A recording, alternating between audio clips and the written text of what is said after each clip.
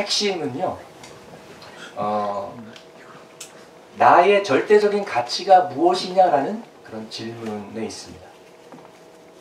영어로 이것이 가치가 있느냐 물어볼 때 Is it worth it? 어느 맛집에 가서 기다려야 되는데 2시간을 기다려야 돼요. Is it worth the waiting? 무슨 물건을 사려고 그러는데 1000만 원을 달래요. Is it worth it? 가치관의 문제거든요.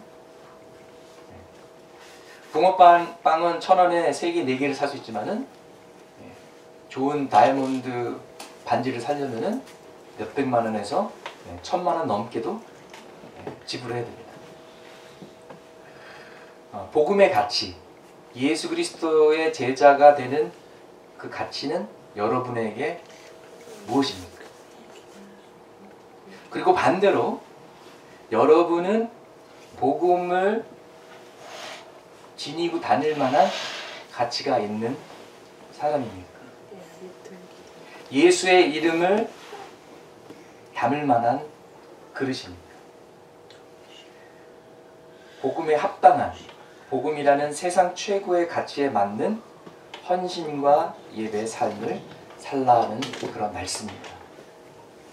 여러분, 그 예배라는 그 단어도 worship이라는 그 단어도 worthship이라는 단어에서 나온 것입니다. 가치 있는 것을 경배한다라는 것이 예배인 것이죠. 우리는 결국 가치 있는 것을 쫓고 가치 있는 것을 예배합니다. 만약 돈이 최고의 가치라면 우리는 돈을 예배하는 우상 숭배자이고요. 그러나 우리가 살아계신 하나님을 예배한다면 하나님을 우리 인생의 최고의 가치로 여기는 것입니다. 그렇다면 주일날 하루 전체를 교회에서 보낸다든지 주님의 일을 위해 투자하는 것이 하나도 아깝지 않지요. 그만한 가치가 있기 때문입니다. It's worth it. It's worship. 복음에 합당한 삶을 사는 첫걸음은요, 첫 스텝은 가치관의 변화입니다. 우리가 주 예수보다 더 귀한 것은 없네. 금과 은보다도 귀하고 명예보다도 귀하고 내 생명보다도 귀하다라고 고백하는 것이죠. My utmost for his highest. 주님은 나의 최고봉이라고 번역이 되는데 그분의 가장 높으심을 위해 나의 최고와 최선을 드린다는 의미인 것입니다. 또 우리의 가치관이 변화가 되면은 육적인 것보다도 영적인 것을 더 소중히 여깁니다. 우선순위가 바뀝니다. 바빠도 예배드립니다. 빠짐없이 매일 말씀과 동행하게 됩니다. 예수님이 말씀하신 것처럼 사람이 떡으로만 살 것이 아니요 오직 하나님의 말씀으로 살 것이다. 차라리 내가 조금 밥을 늦게 먹더라도 말씀을 붙잡는 그런 가치관이 생기는 것이죠. 정말 나의 가치관이 무엇인지 궁금하면요, 나의 시간과 나의 돈, 그리고 나의 에너지가 어디로 흘러가고 있는지 추적을 하면 됩니다. 그래서 나의 보물이 가는 곳, 나의 탤런트가 투자되는 곳, 내가 시간을 제일 보내는 것, 거기에 나의 가치관들이 있는 것입니다. 내가 누구를 예배하는가? 나는 하나님을 예배한다고 생각하지만 내 시간과 돈과 에너지를 쫓아가 보니까 그것이 아닐 수도 있다라는 것입니다. 첫 번째는 가치관의 변화고요. 복음에 합당한 삶을 사는 두 번째 스텝은요, 공동체 안에서의 연합과 팀워크입니다. 오늘 말씀에 한 정신으로, 한 마음으로 복음의 신앙을 위하여 함께 싸우라라고 말하고 있습니다. One spirit, one mind, together. 여럿이지만 마치 한 사람이 된 것처럼 손발을 맞추고 호흡을 맞춰서 팀워크로 싸워야만 전쟁에서 이길 수 있다라는 것이죠. 최근에 우리 평창 올림픽 때 그 스케이트 종목 중에 팀 추월이라고 했는데 3명이서 이제 팀을 이루어서 이제 가는데요. 아무리 앞에 사람이나 두 번째 사람이 일찍 들어와도 세 번째 선수가 늦게 들어오면 소용이 없는 것이죠. 왜냐하면 마지막 선수가 들어오는 그 시간으로 순서를 정하기 때문에 그런 것입니다. 그래서 그만큼 팀워크가 중요한 것이고요. 우리 교회 안에서의 신앙생활도 팀워크가 굉장히 중요한 겁니다. 여러분, 대한민국에 교회 한두 개만 잘 되면 어떻겠습니까? 모든 주님의 교회가 잘 돼야죠. 또 교회 안에 아니면 여러분 식구들 가운데 뭐 한두 사람만 잘 살고 나머지는 힘들면 그것도 안 되겠죠. 교회 안에도 마찬가지입니다. 우리가 다 같이 은혜를 나누고 축복을 누려야 그것이 감사한 것이죠. 여러분, 우리는 한국 교회에 연합되지 못함을 회개해야 됩니다. There's a spirit of division within the Korean church. 분열과 분쟁의 영이 이 땅에만 있는 것이 아니라 교회 안에도 있습니다. 대한민국은 세계에서 유일하게 분단된 땅입니다. 그런데 교회 안에도 분단과 분열과 디비전이 있습니다. RA 토리 신부님, 대천덕 신부님은요, 늘 말씀하시기를 우리가 이것을 먼저 회개하지 않으면, 교회 안에 이 분열된 이 죄를 회개하지 않으면 통일은 절대 오지 않을 것이라고 말버릇처럼 말씀하셨습니다. 여러분, 대한민국의 장로교단에서만 교단이 200개가 넘어요. 우리 교회 안에서도 연합이 안 되는데, 통일이 안 되는데 우리가 무슨 통일을 이루겠다고 떠들고 기도하겠습니까? 우리가 먼저 회개해야만 됩니다. 여러분, 상상해 보세요. 축구를 하는데 한일전 축구를 하는데 한국 팀이 같은 팀끼리 막 공을 뺏는 거예요. 그래가지고 상대편이 스코어하고, 그러면 너무 우습잖아요. 너무 많이 되지 않잖아요. 서로 공을 주고 패스하고 그래야 이기는데 서로 공을 뺏으면 어떻게 이길 수가 있겠습니까? 교회끼리 서로 경쟁하고 교회끼리 서로 교인을 뺏고 비협조적으로 가면, 협력 대상이 아니라 경쟁 대상으로 생각하면 대한민국에서 교회가 어떻게 빛이 될 수가 있고 우리가 어떻게 이 영적인 전쟁에서 승리할 수 있겠습니까? 안타깝게도 많은 교회들이 자신의 교회밖에 모릅니다. 사회에서도 개인주의가 판을 치는데 교회 안에도 고스란히 그 가치관이 들어와서 개인주의와 이 개교회주의가 한국 기독교를 망하게 하고 있습니다. 서로 협력할 줄 모릅니다. 그런데 여러분, 예수 그리스도를 예배하는 모든 교회는 같은 편입니다. 우리가 천국 갔을 때 하나님께서 이렇게 여쭤보실 것 같지 않아요. 너 감리교인이었니? 장로교회, 너 침례교 다니지? 이렇게 물으실 것 같지 않아요. 네가 정말 복음을 믿었니? 예수 그리스도를 구주라고 고백했니? 주님으로 모셨니? 복음에 합당한 삶을 살았니? 내가 준 탤런트와 시간을 어디다 투자했니? 이렇게 물어보실 것 같습니다. 교회는 주님의 것입니다. 목사님 것도 아니고요, 장로 것도 아니고요, 자기 소유가 아니기 때문에 뭐 누구한테 물려주고 그러는 것도 아니고요. 교회는 주님의 것입니다. 도시교회와 농어촌 교회가 서로 도와주고 협력하면서 상생하면 얼마나 좋겠습니까? 큰 교회들이 미자립 교회와 작은 교회들을 격려해주고 도와주면 얼마나 좋겠습니까? 경쟁 관계에서 협력 관계로 갔을 때, 그러면은 이 땅에 소망이 있습니다. 우리 이길 승산이 있습니다. 그러나 같은 팀끼리 서로 싸우면 그건 망할 징조인 것이죠. 여러분, 6.25 전쟁이 주일날 아침에 일어나는 거 기억하십니까? 이것이 우연이었을까요? 저는 우연이라고 생각하지 않습니다. 그저 어떤 정치적인, 군사적인 그런 전쟁이 아니라 그 뒤에는 영적인 세력들의 싸움이었다고 생각합니다. 여러분, 평양 부흥의 진원지였던 장대현 교회 바로 그 자리에 김일성 동상이 세워져 있는 것이 우연이라고 생각하십니까? 신본주의와 가장 반대되는 것이 주체 사상이라는 것, 인간이 우주의 중심이라는 것, 그게 우연일까요? 우리는 영적인 전쟁 중에 있습니다.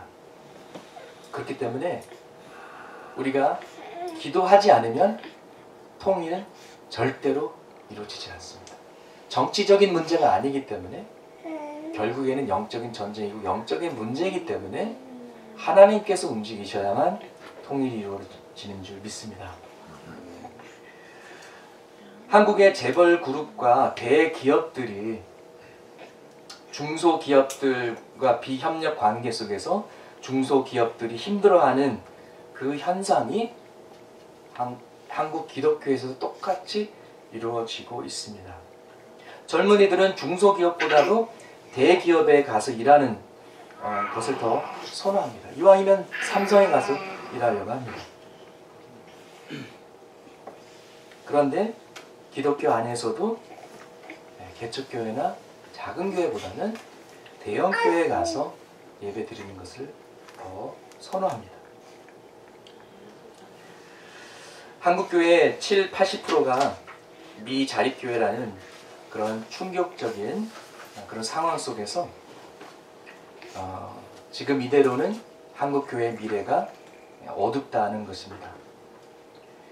그렇다면 세상이 이 교회에게 이런 영향을 주는 것이 아니라 반대로 교회가 변해서 교회가 비협력적인 그런 경쟁 모드가 아닌 협력 체제의 그런 모드를 세상에 영향력을 끼친다면 이 땅에는 소망이 있고 우리 사회도 바뀔 수 있는 줄 믿습니다.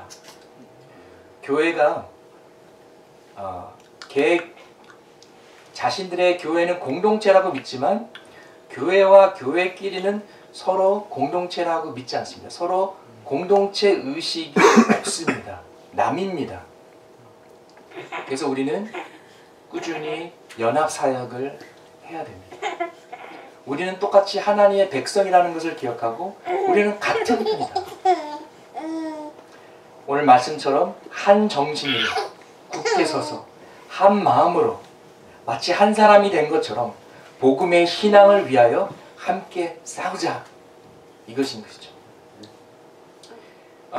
미국은 피넛버터를 많이 소비합니다.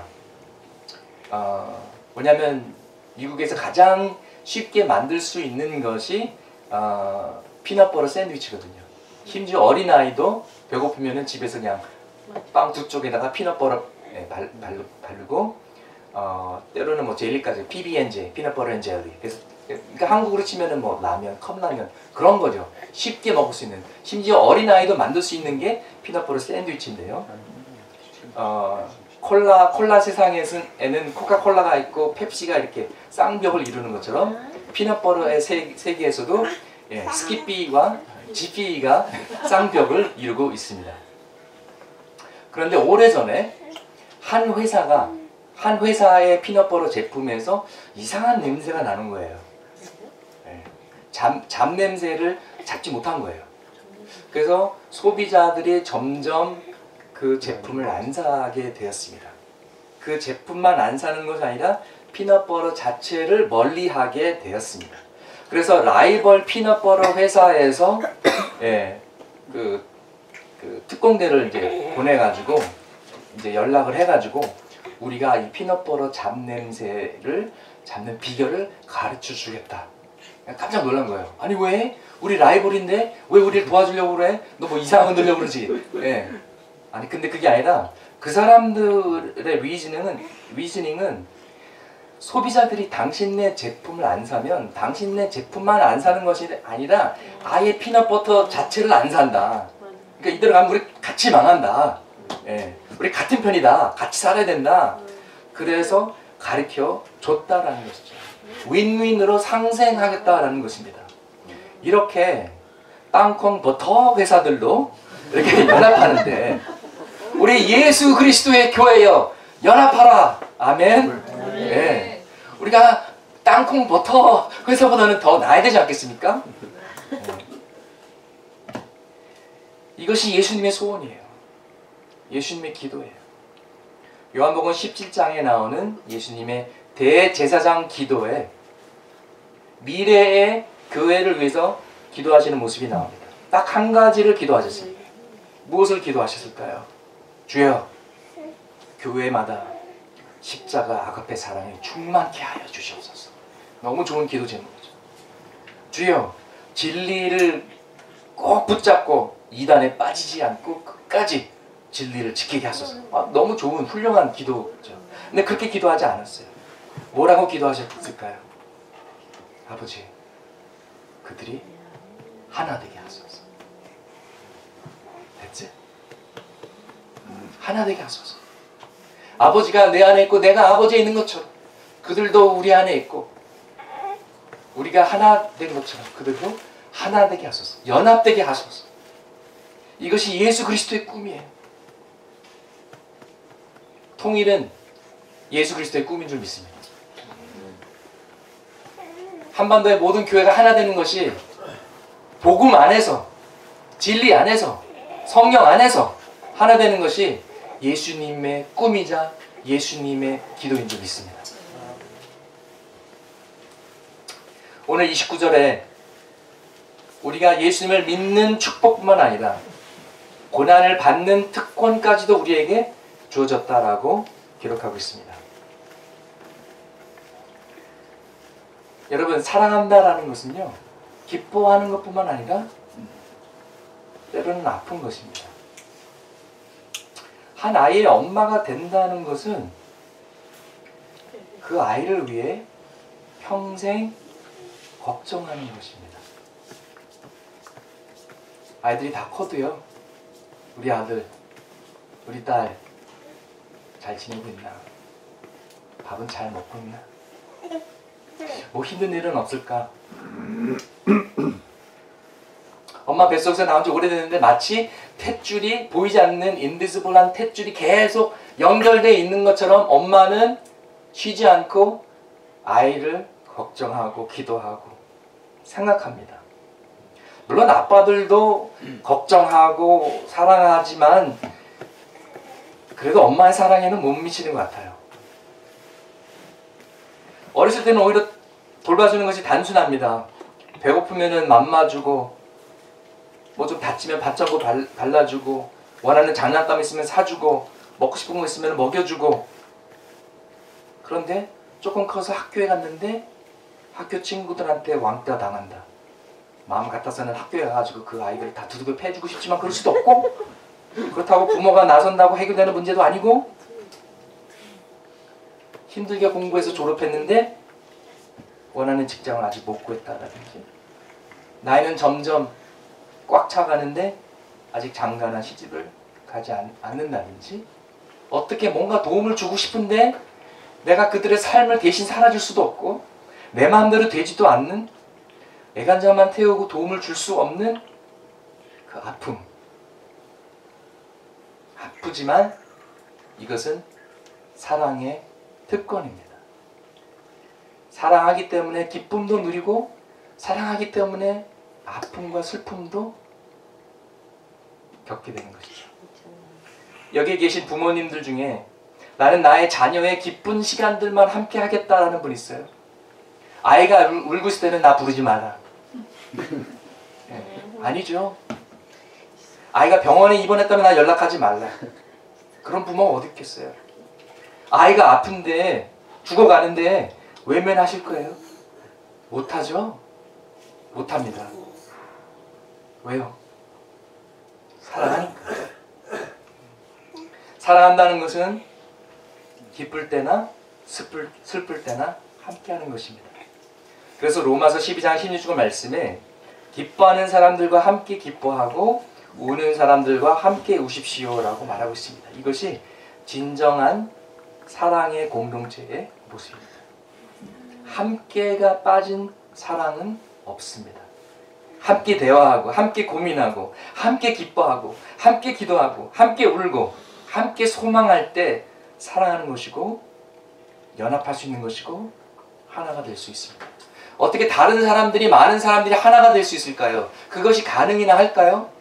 근데 여러분 우리가 믿는 삼위일체 하나님을 보면은요 1 플러스 1 플러스 1 이퀄 1이에요. 그 하나님께서 가능케 하십니다. 저는 목회자로서 교인들의 기쁨의 자리도 함께 하고요 슬픔의 자리도 함께하는 특권을 누리고 있습니다.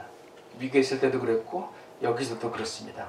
뭐 졸업식, 결혼식, 돌잔치 같은 그런 기쁜 자리뿐만 아니라 임종예배, 병원 신방, 장례를 치르기도 합니다. 병원 ICU 중환자실은 사실 방문 시간이 굉장히 제한됐습니다. 때로는 가족들만 들어가기도 하고요. 근데 저는 목사이기 때문에 목사님이다 그러면은요 뭐 새벽이든 뭐 시간에 상관없이 가족이 아니더라도 들어갈 수가 있어요. 목회자의 특권이죠. 물론 슬픕니다. 마음이 무겁습니다. 힘듭니다. 그런데도 감사해요. 특권이기 때문에. 근데 가끔 교인들 중에 많이 아팠거나 중요한 일이 생겼는데 다 지나간 다음에 알게 될 때가 있어요. 그러면 저는 굉장히 섭섭해요. 네? 맹장 수술 받으셨다고요? 왜 전화하지 않으셨어요? 뭐 목사님 바쁘실까봐. 저 안 바빠요. 네, 저 안 바쁩니다. 여러분 연락하세요. 네. 어느 날 갑자기 목사님 저 이사했어요. 언제요? 2달 전에. 직장 바꿨어요. 언제요? 6개월 전. 아니 왜 말씀 안 하셨어요? 여러분 저의 특권을 빼앗지 마세요. 그렇다고 또 문제 있을 때만 연락하지 마시고 제 이름은 문재인이 아닙니다. 문제 있을 때만 연락하지 마시고 기쁜 소식도 좀 알려주세요. 그렇지만 우리가 함께 기뻐하는 것이 특권이라면 함께 슬퍼하는 것도 특권이에요. 내가 이 말씀 드리면 힘들어하시지 않을까. 이거 바쁠 텐데 나 때문에. 아니요. 천만의 말씀. 특권입니다. 기쁨입니다. 사랑입니다. 우리가 예수님을 믿는 것도 특권이고요. 예수님을 위하여 고난을 받는 것도 특권이에요. 우리가 예수쟁이 그리스도인이라고 불리는 것도 영광이고요. 우리의 믿음 때문에 핍박을 받는다면 그거는 사단도 우리가 하나님이 편이라는 것을 인정하는 거예요. 할렐루야. 네. It's official. Even the enemies know where you stand. 고난과 핍박처럼 우리의 믿음을 확실히 검증해 주는 것도 없습니다. 예수 믿고 복 받으세요 라는 기복신앙은 많은 사람들이 믿을 수 있지만요. 고난이 와도 계속 예수님 믿으세요 라는 이 콜링 앞에서는 알곡과 쭉정이가 갈라집니다. 걸러집니다. 진짜 하나님을 사랑했던 사랑인지 아니면 잠시 스쳐가는 좋은 감정이었는지가 분별이 됩니다. 여러분 결혼 서약 기억하세요? 거기에는 기쁠 때나 슬플 때나가 들어갑니다. 건강할 때나 아플 때나가 들어갑니다. 여러분 예수님께서 나를 위해 죽으셨는데 왜 우리가 예수님을 위해서 못 살겠어요? 예수님을 위해서 충분히 살 수 있습니다. 그리고 예수님께서 훨씬 더 큰 수치와 고난을 받으셨는데 내가 왜 약간의 고난을 못 받습니까? 받을 수 있습니다. 또 기쁨으로 받을 수 있습니다. 사랑을 받았으니까 그분을 사랑하니까 사랑하는 자만의 특권이니까 할 수 있습니다. 사도행전 5장에 베드로와 사도들이 예수님의 이름으로 가르친다고 유대인 그 리더들한테 산헤드린에 끌려가서 채찍 맞고 두들겨 맞고 나오게 됩니다. 근데 41절에 이렇게 기록되어 있습니다. 사도들은 예수의 이름 때문에 모욕을 당할 수 있는 자격을 얻게 된 것을 기뻐하면서 공의회에서 물러나왔다. 그들은 날마다 성전에서 그리고 이 집 저 집에서 쉬지 않고 가르치고 예수가 그리스도임을 전하였다. 멈추기는커녕 두려워하기는커녕 오히려 더 담대하게 복음을 선포한 것입니다. 끌려갔을 때 베드로와 요한이 뭐라고 했는지 아세요? 막 협박을 받으니까 하나님 앞에서 당신들의 말을 듣는 것이 옳은지 하나님의 말씀에 순종하는 것이 옳은지 판단해보라. 우리는 하나님의 말씀을 전할 수밖에 없다. 우리가 보고 들은 것을 말하지 아니할 수 없다. 이렇게 담대히 선포했다는 것이죠. 이것이 오늘 본문 28장에서 얘기하는 대적하는 자들을 두려워하지 않는 것입니다. 우리가 여기서 기억해야 될 것은요. 첫 번째, 우리는 영적인 전쟁 중이라는 것이죠. 여러분, 한반도는 지금 휴전 중에 전쟁이 끝난 게 아니에요. 아직도 technically we are at war. 아직 전쟁 중이에요. 마찬가지로 우리는 지금 영적인 전쟁 속에 있다라는 것입니다. 우리를 대적하는 세력이 반드시 있다라는 것을 잊지 마시기 바랍니다. 두 번째는요. 하나님의 일을 하면 반드시 반대하고 방해하고 대적하는 세력이 있다라는 것입니다. 그래서 오히려 여러분이 어려운 장애물이 있으면 아, 내가 뭔가를 제대로 하고 있구나. 내가 옳은 길을 가고 있구나. 오히려 그 길이 좁은 길이 아니라 넓은 길이고 편한 길이면 왜 이렇게 핍박이 없지? 왜 이렇게 고난이 없지? 지금 내가 잘하고 있나? 내가 영적으로 깨어있나? 오히려 걱정하셔야 됩니다. 이상하게요. 꼭 수련회가 있어서 그 수련회에서 막 긴가민가 했던 형제 자매들이 막 구원받고 막 하나님의 은혜가 쏟아지고 그런 일 있잖아요. 항상 그 전에 뭔가 something happening 일어나요. 네. 그래서 목사님 갑자기 차 사고가 나서 이번 수련회 못 올라갈 것 같아요. 라든지 뭐가 일어나요. 근데 그런 것을 하도 많이 겪어봐서 무슨 큰 일을 앞두고 뭔 일이 터지잖아요. 그러면 저는 거꾸로 생각해요. 할렐루야, 하나님께서 하나님께서 엄청 은혜를 쏟아 부으시려나 보다. 네. 두려워 말라. 여러분 하시는 사역이 힘들다고요? 그만큼 가치 있는 일이에요. 아멘. 네. 쉽잖아요. 그런 큰 가치가 없어요. 네. 믿음이 필요하지 않고 기도 없이는 안 되는 거의 불가능한 일이라면 진짜 가치 있는 일입니다. 아멘. 네. 여러분 콩나물은 며칠이면 쑥쑥 자라요. 그러나 상수리 나무를 키우려면 오랜 세월을 투자해야 됩니다. 여러분 우리는 콩나물 비즈니스를 하고 있는 것이 아닙니다. 우리는 나무를 심는 비즈니스를 하고 있습니다.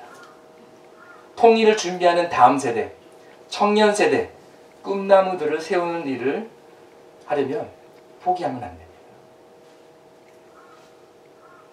두려워해도 안 됩니다. 낙심하지 마십시오.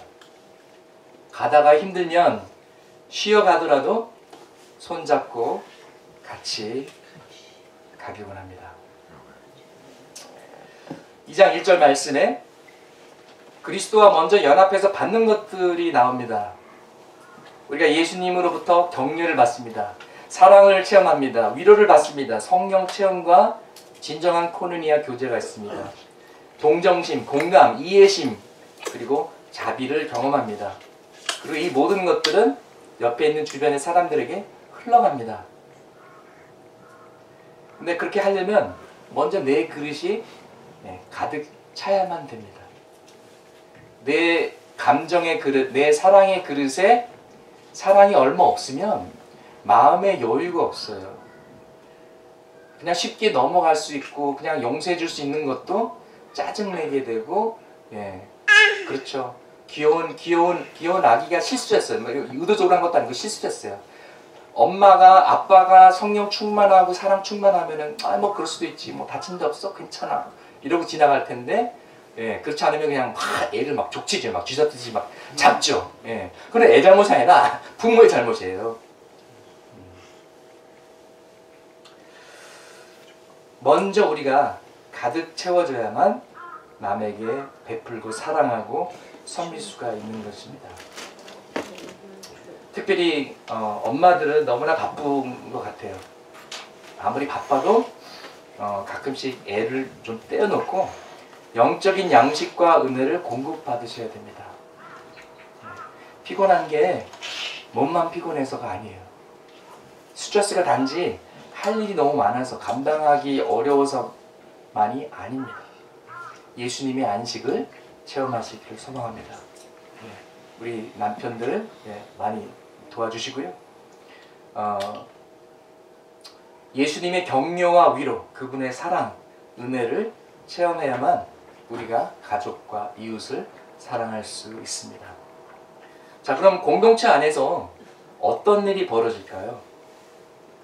오늘 본문 보니까 같은 생각, 같은 사랑, 같은 뜻, 한 마음을 가질 수 있게 됩니다. 그리고 경쟁심을 버리고 허영, 교만을 버리고 겸손하게 남의 일에 관심을 가져주고 옆에 있는 사람 챙겨주고 배려해주고 존중할 수 있게 됩니다. 결국 예수 그리스도의 마음과 태도인 것이죠. 어떻게 이것이 가능할까요? 어떻게 같은 생각, 같은 사랑, 같은 뜻, 한 마음을 가질 수 있을까요? 하나님의 능력이죠. 성령의 역사죠. 그리고 우리는 이미 하나가 되었습니다. 에베소서 4장 3절 말씀에 이렇게 기록되어 있습니다. 성령이 여러분을 평화의 띠로 묶어서 하나게 되게 해 주신 것을 힘써 지키십시오. 이미 우리가 성령 안에서 하나가 되었다는 것입니다. 그리스도의 몸도 하나요, 성령도 하나입니다. 이와 같이 여러분도 부르심을 받았을 때에 그 부르심의 목표인 소망도 하나였습니다. 주님도 한 분이시요, 믿음도 하나요, 세례도 하나요, 하나님도 한 분이십니다. 하나님은 모든 것의 아버지시요, 모든 것 위에 계시고 모든 것을 통하여 계시고 모든 것 안에 계시는 분이십니다. 아멘. 결국 하나님께서 우리에게 연합할 수 있는 하나됨을 허락해 주시는 것입니다. 우리 다음 주에 계속해서 깊이 살펴보도록 하겠습니다. 일단 메시지는 여기서 마치기로 하고요. 끊어주시고요.